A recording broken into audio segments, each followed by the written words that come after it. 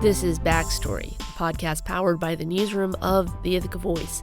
I'm Megan Zerez. It's Tuesday, June 30th. In an old cemetery just behind East Hill Plaza, there's a little-known secret buried just a few feet underground.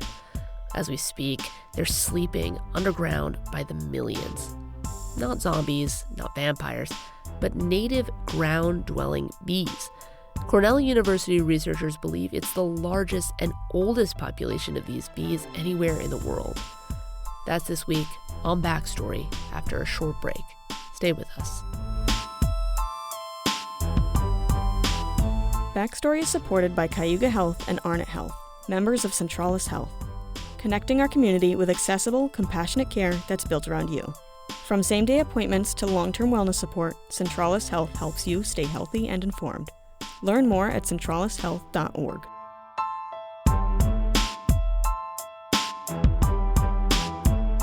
You're listening to Backstory. I'm Megan Zerez. There's a lot more life below the surface at East Hill Cemetery than you'd think. To be more specific, I'm talking about a huge population of Andrina regularis, or the regular mining bee. You may not have ever heard of them, but these native bees play a big role in our local ecosystem and foodways. Jordan Kueneman is an entomologist at Cornell University.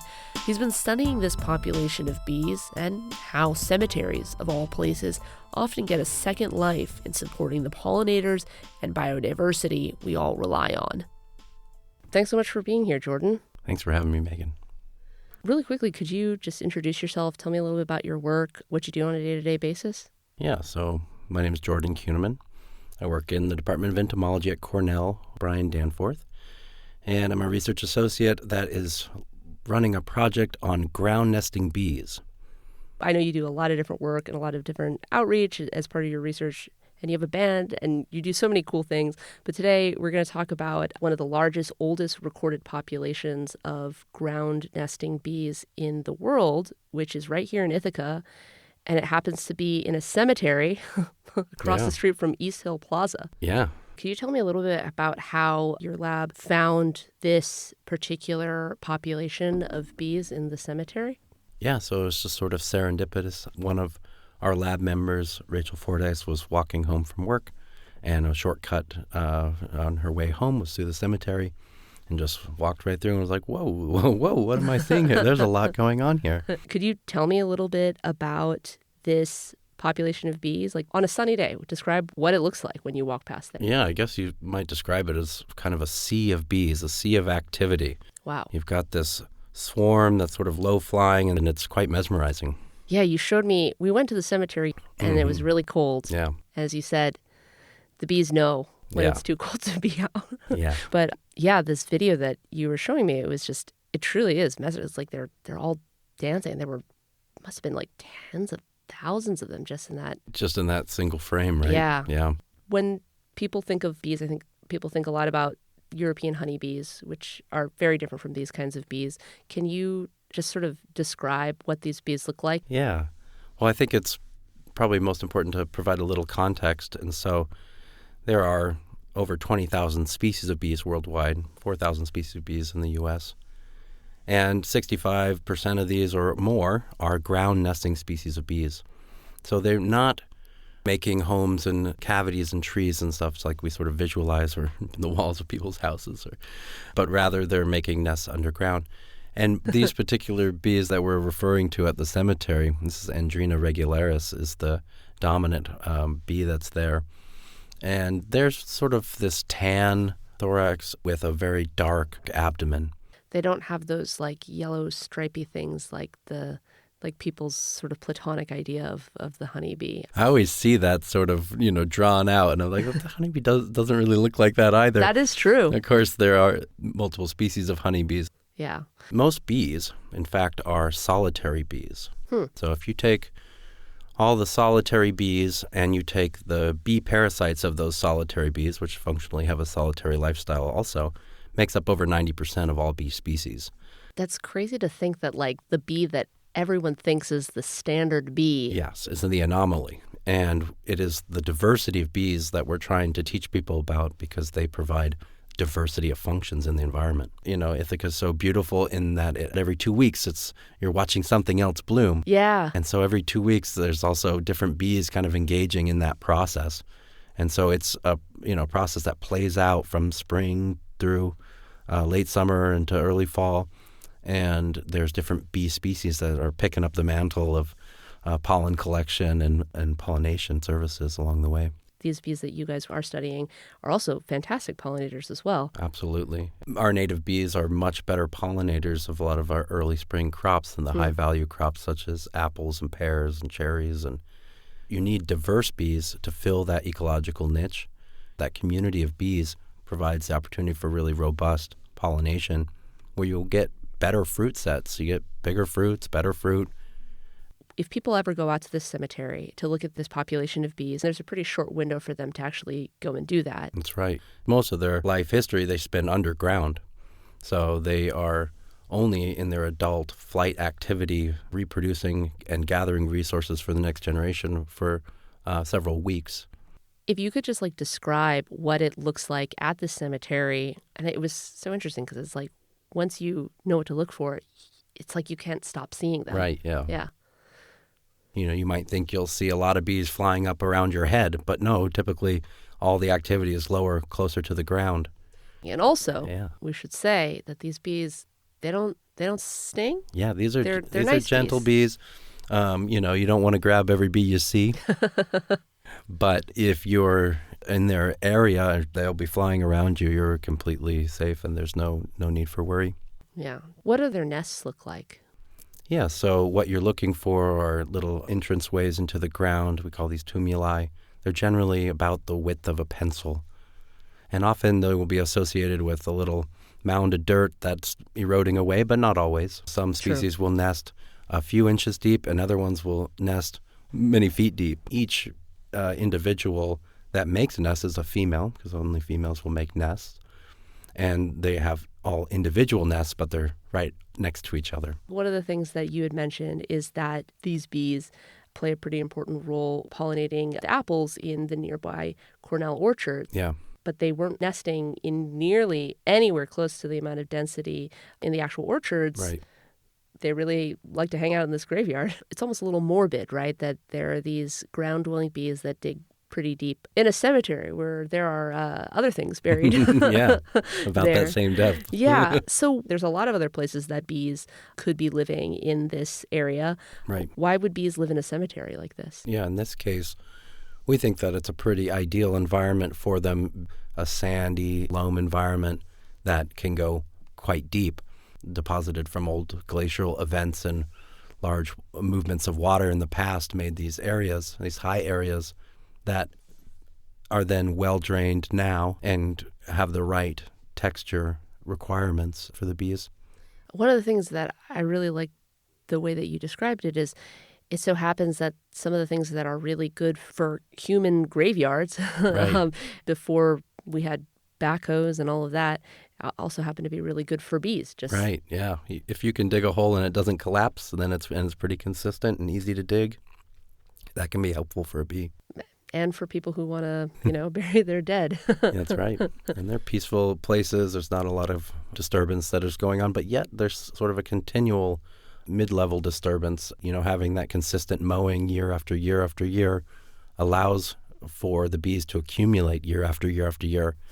I believe the cemetery was established in 1875, so they've had a long time to sort of utilize that space, and it's been probably managed similarly for quite a long time. That's true. And so, we're not sure how long it takes a founder population to go from 1 to tens to millions of individuals in this case. Yeah. But that's something of interest. I think the estimate was 5.5 million. Yeah, so that was sort of the middle of the estimate, could go up higher. Wow.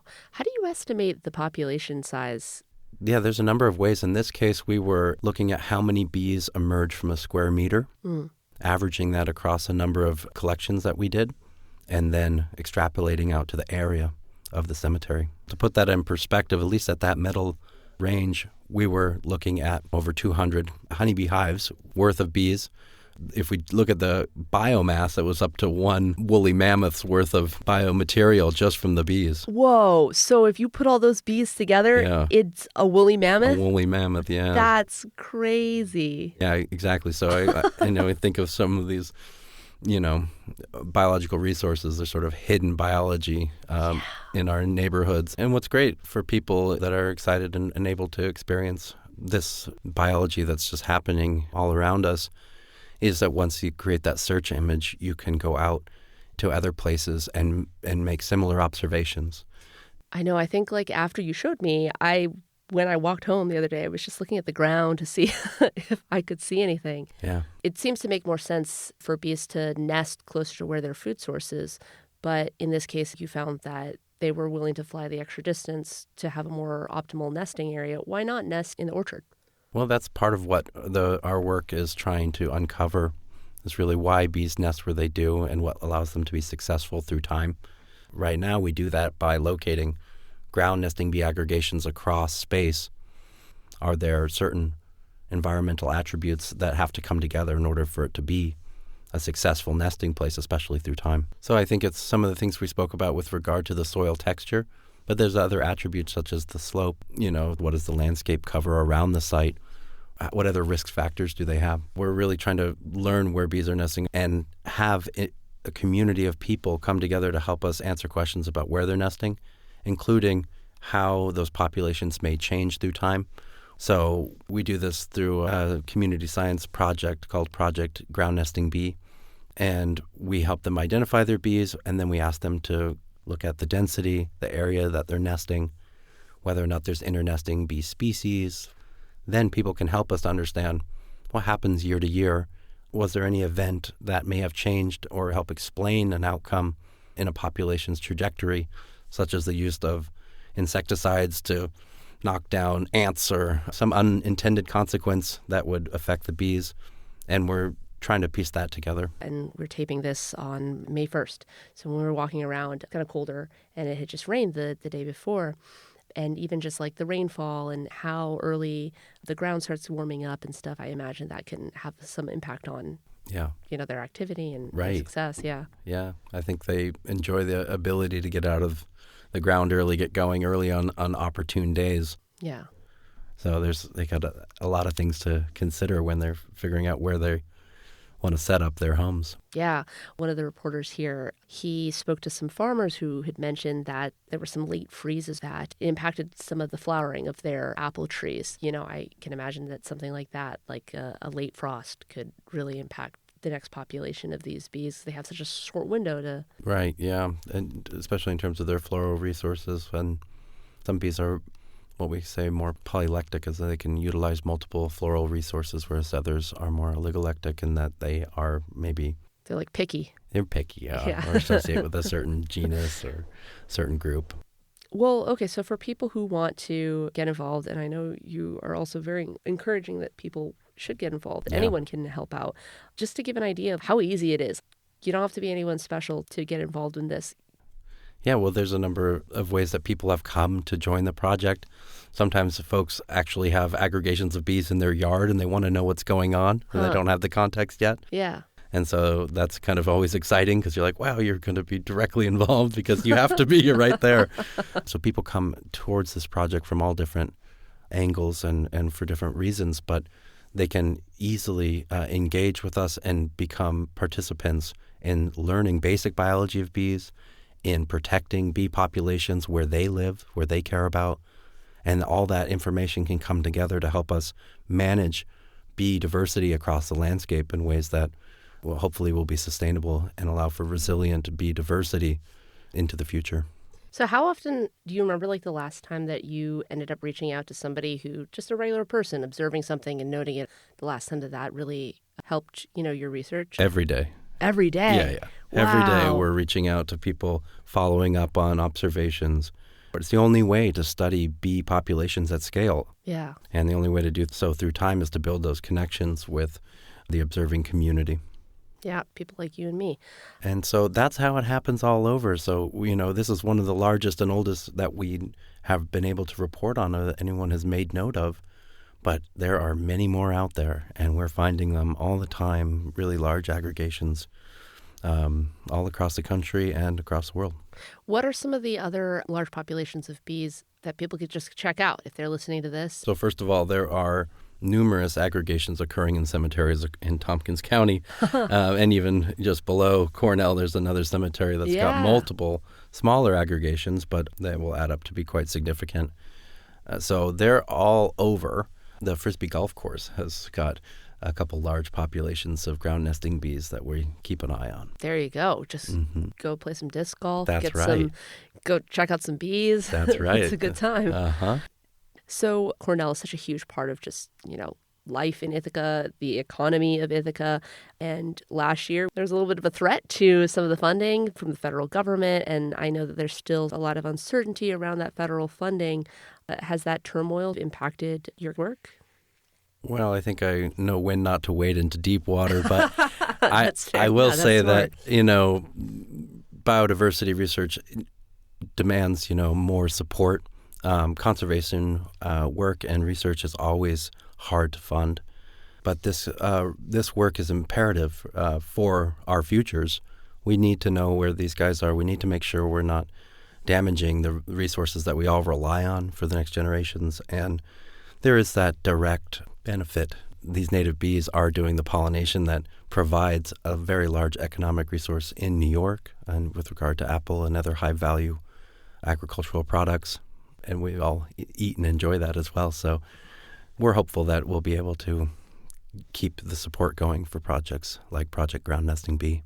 Yeah, and it was really cool to be able to go out and just see these guys, see their homes, at least. There's that immediate connection. It's so nice to be able to observe novel biology. Well, thank you so much for talking to me about bees. My pleasure. Yeah, and showing me around the cemetery. I wish everyone else could have done that too. I think people should make it a goal to take a look, and I'm sure you'll start seeing them more and more places. Yeah, be curious and observant. That's right. Well, thank you so much for talking to me. It was a great time. This is Backstory. I'm Megan Cerez. Just a note, we taped this interview on May 1st, 2026. Since then, Kueneman says the ground-dwelling bees have largely gone back underground until next spring. But you can still get involved with the Ground-Dwelling Bee Project, even if you don't live in Ithaca, and plenty of other citizen science projects all over the world on the iNaturalist app. You can check the show notes for more details. We'll be back with the headlines after a short break. Local news is the heartbeat of our community. When you become a recurring donor, you're helping to ensure the Ithaca Voice stays independent and free for everyone today and for the years to come. Donate today at ithacavoice.org. Here's what else happened this week. Dozens of supporters packed Ithaca City Court on June 24 to support a man who was arrested after he saved a woman from a dog attack outside Wegmans. Longtime Ithaca resident Ira McKinley was arrested after yelling at bystanders and grocery store security when they failed to intervene. Many of McKinley's supporters said they think race was a factor. McKinley is black. He faces 2 misdemeanor charges, as well as 2 violations for trespassing and disorderly conduct. He is due back in court July 10. And about 40 cans of cat food laced with rat poison were found around the Pleasant View Mobile Home Park in Dryden on Friday. At least 1 dog ate the poisoned food and needed treatment. Tompkins County Animal Control believes all cans have been removed from the park, but told pet owners to keep an eye on their animals. Pets may not show symptoms for up to a week after the poison is consumed.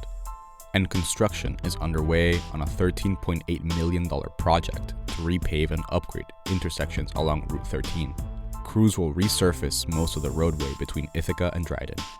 Like other ongoing paving projects, most of them will happen at night and continue through the fall. Lyme disease cases are on the rise in Tompkins County. As of May, there have been almost 5 times more cases of the disease reported compared to the same time last year. Experts recommend tucking pans into socks and checking for ticks immediately after spending time outdoors. And dangerously hot temperatures and high humidity will descend on the region this week. And congratulations to all high school seniors who graduated this week. Have a great summer and good luck with what comes next. You've been listening to Backstory, the podcast powered by the newsroom of the Ithaca Voice. Our managing editor is Jimmy Jordan. Ron Van Ormer is our executive director. Our photographer is Casey Martin. The cover photo for this particular episode comes from Brian Danforth of Cornell University. Our reporters are Haley Potter, Fernando Figueroa, Brian Crandall, and me, Megan Cerez. That's it for this week. We'll see you around out there. Stay curious.